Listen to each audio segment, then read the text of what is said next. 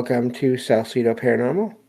I'm your host, James Salsido, and tonight I am continuing my review and read-through of The Book of the Damned by Charles Fort. As always, you can find all episodes of the show, along with links to social media, ways to listen, and ways to support the show at the website, and that is salsidoparanormal.com. That's SALSIDO paranormal.com. There are many ways to support the show. You can share the show with others and rate and review it on your favorite podcast platform. You can sign up for the Patreon feed and get all the extra content there for as little as $1 a month. And you can also check out the merchandise store and get all kinds of shirts and some other items made with designs made by friends of the show. Also, please follow other friends of the show. That would be Jen, the Arcane Observer, who has her own channel and is the co-host of this show on Saturdays when she's able to join me.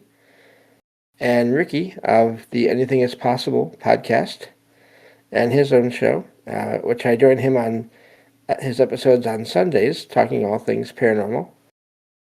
And Michael Strange, host of Trouble Minds Radio and the Trouble Minds Radio Network, KUAP Digital Broadcasting, where you can hear all kinds of amazing shows as well as my own, online 24/7 for free. And also, I forgot to mention, support is never expected but always appreciated, as there are expenses in making these shows. So, I think that takes care of everything. A couple things to note here, as I always do when I get back to these episodes covering the works of Charles Fort. First of all, the words of Charles Fort that I read do not necessarily reflect my own views, and they may not reflect yours either. So just be aware of that. And also, there may be things that he talks about in his writing that are unexplainable or mysterious to him, that have since been figured out, at least to some degree, in the time between when these books came out, which is about 100 years ago now, and today. And then the last thing, as always, is I apologize in advance for any mispronunciations. Words and names are hard, especially when some of these words and names are not in English. So I think that takes care of everything there. And so let's get back to this book here. And I always enjoy reading Fort's work here. So let's see here. We'll start with this. If we read this paragraph last time, it's okay to overlap a little bit.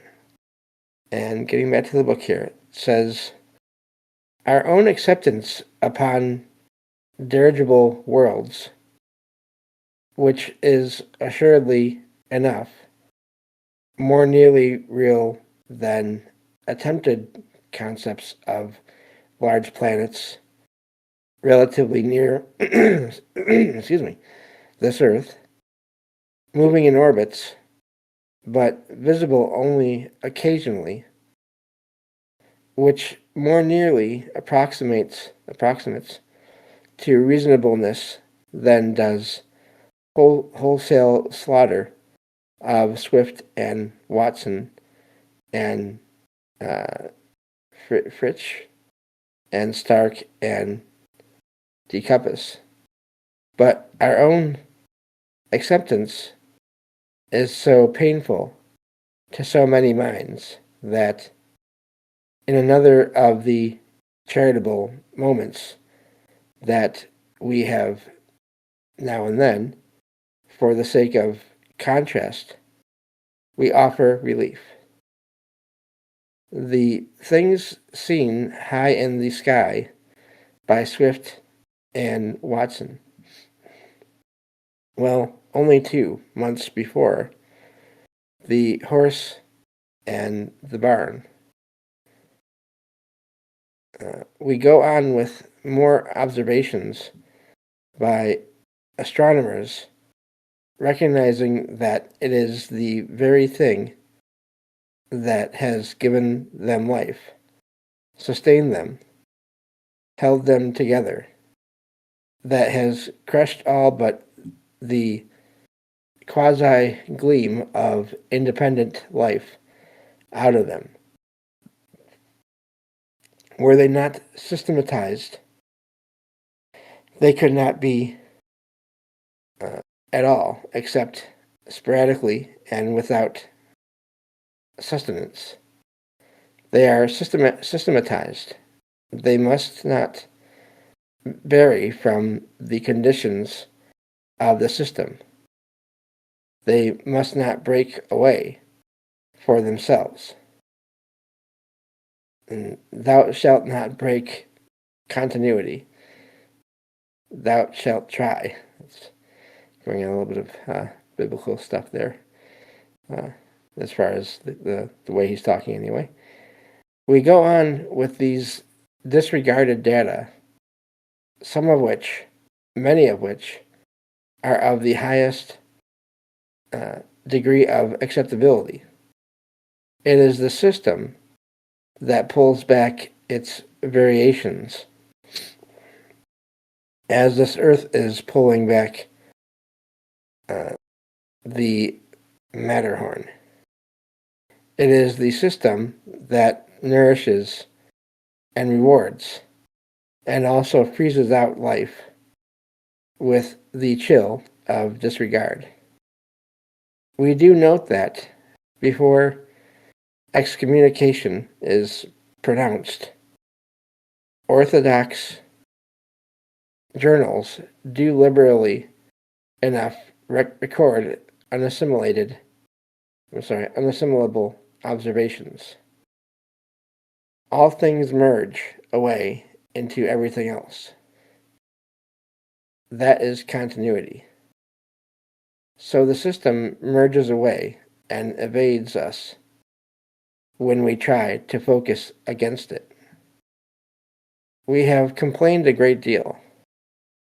At least we are not so dull as to have the delusion that we know just exactly what it is that we are complaining about.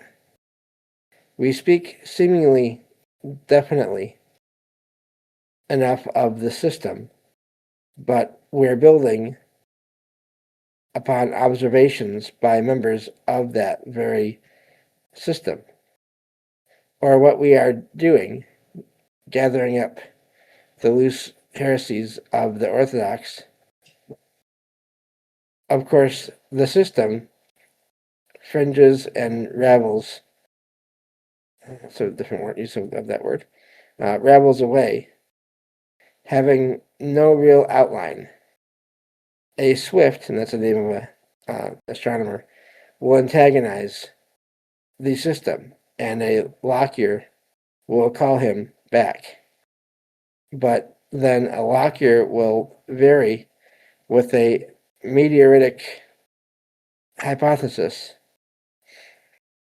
and the Swift will, in turn, represent the system. This state is to us typical of all intermediatist phenomena, or that not conceivably is anything really anything, if its parts are likely to be their own opposites at any time. We speak of astronomers as if there were real astronomers, but who have lost their identity in a system, as if it were a real system. But behind that system is plainly a report or a loss of identity in the spirit of an era. Bodies that have looked like dark bodies, and lights that may have been sunlight reflected from interplanetary objects, masses, constructions, lights that have been seen upon or near the moon. In Philosophical Transactions 82-27 is Herschel's report upon many luminous points. which he saw upon or near the moon during an eclipse. Why they should be luminous, whereas the moon itself was dark, would get us into a lot of trouble. Except that later we shall, or we shan't, except that many times have luminous objects been seen close to this earth at night. But numerousness is a new factor or a new disturbance to our explorations. I can read, right? A new aspect of interplanetary inhabitancy or occupancy. Worlds and hordes, or beings, winged beings, perhaps, wouldn't astonish me if we should end up by discovering angels or beings in machines, argosies of celestial voyagers. Logan is also saying hello, apparently. In 1783 and 1787, Herschel reported more lights on or near the moon, which he supposed were volcanic. The word of a Herschel has had no more weight in divergences from the orthodox than has had the word of a Lescarbault. These observations are of the disregarded. Bright spots seen on the moon, November 1821. Proceedings of the London Royal Society, 2-167. For 4 other instances, see Loomis, Treatise on Astronomy, page 174. A moving light is reported in Philosophical Transactions, 84-429. To the writer, it looked like a star passing over the moon, in quotation marks, which on the next moment's consideration I knew to be impossible, close quotation marks. Open quotation marks again. It was a fixed, steady light upon the dark part of the moon, end quotation marks.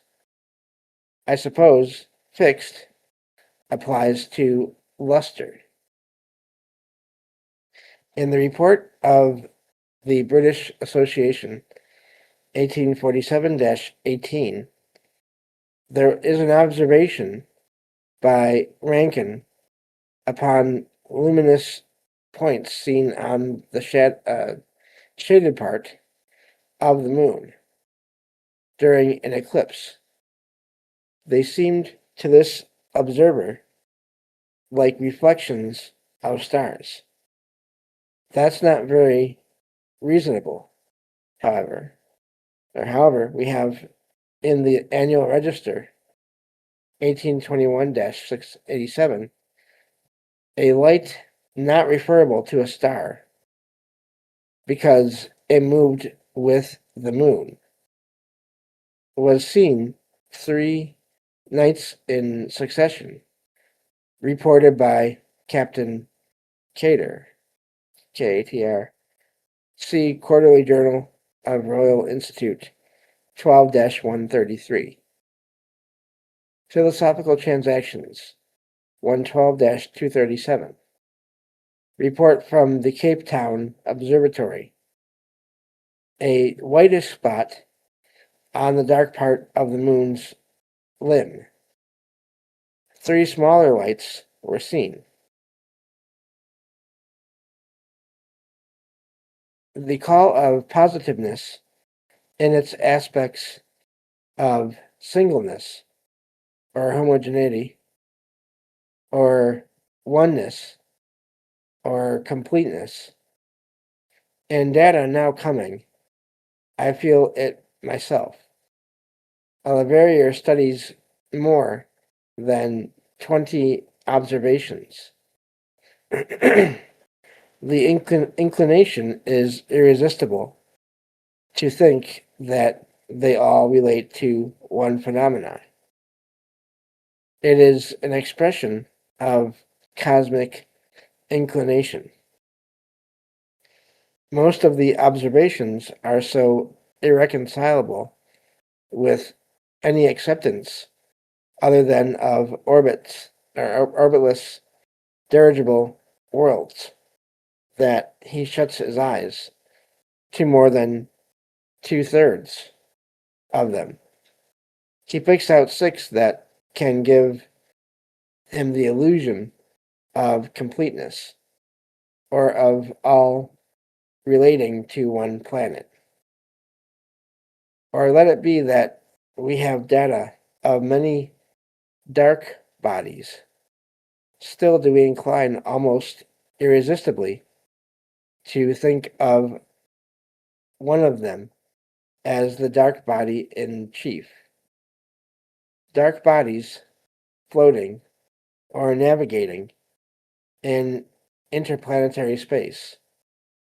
And I conceive of one that's the prince of dark bodies, Melanicus. And he does this with a lot of sightings and things. He makes up sort of names or words for them. Anyway, moving on to the next page here. So he's talking about sightings of lights and dark objects seen out in space before the time of human aircraft, especially human spacecraft, which is fascinating. Let's see here. Next paragraph. Vast dark thing with the wings of a super bat or a jet black super construction, most likely one of the spores of the evil one. The extraordinary year 1883. London Times, December 17th, 1883. Extract from a letter by Hicks Pasha that in Egypt, September 24th, 1883, he had seen through glasses, in quotation marks, an immense black spot upon the lower part of the sun, in quotation marks. Sunspot, maybe.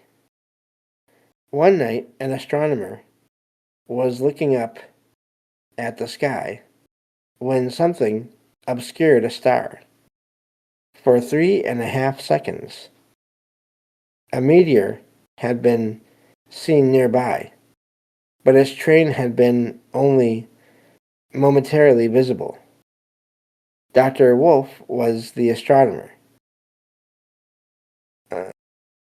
Nature 86-528. The next datum is one of the most sensational we have, except that there is very little to it.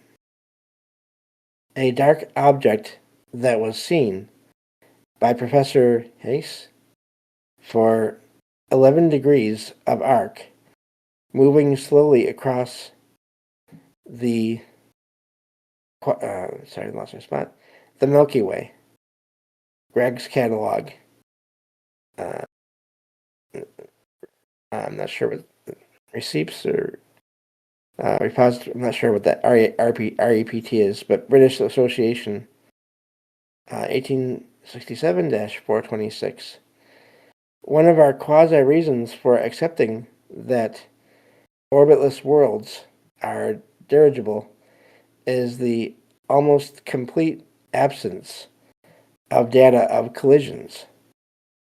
Of course, though in defiance of gravitation, they may, without direction, like human direction, adjust to one another in the way of vortex rings of smoke, a very human-like way that is.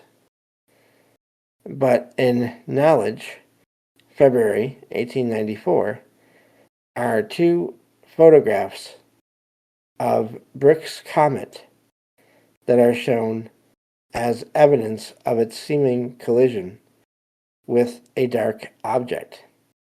October 1893. Our own wording is that it struck against something. Professor Barnard's is that it had entered some dense medium, which shattered it. For all I know, it had knocked against merely a field of ice. Melanicus, and that's the object again. That upon the wings of a super bat, he broods over this earth and over all sorts of being, okay, and over other worlds, perhaps deriving something from them.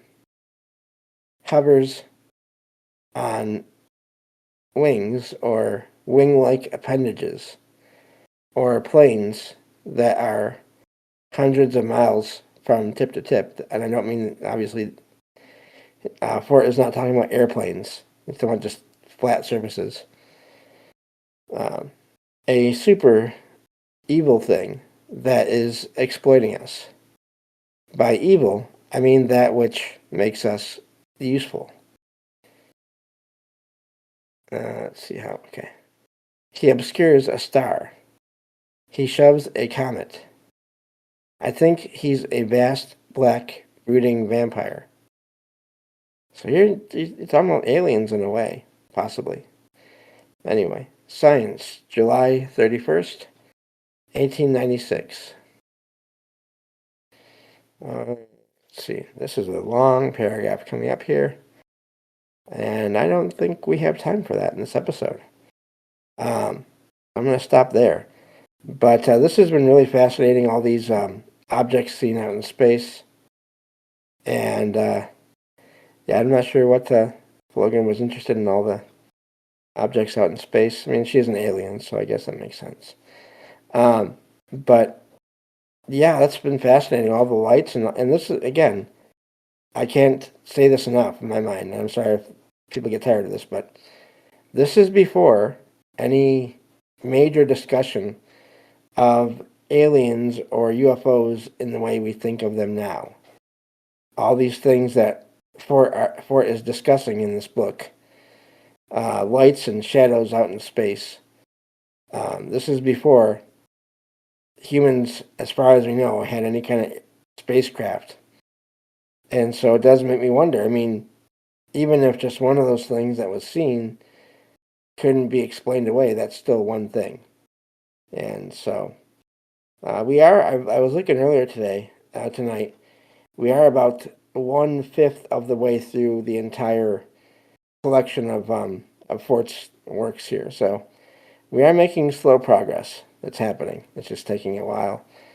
And but we'll get there eventually. We'll get through it all eventually. And that'll be good. So, but that's all the time we have for this episode. Thank you all for listening. And I will talk to you all next time on Salsido Paranormal. Take care.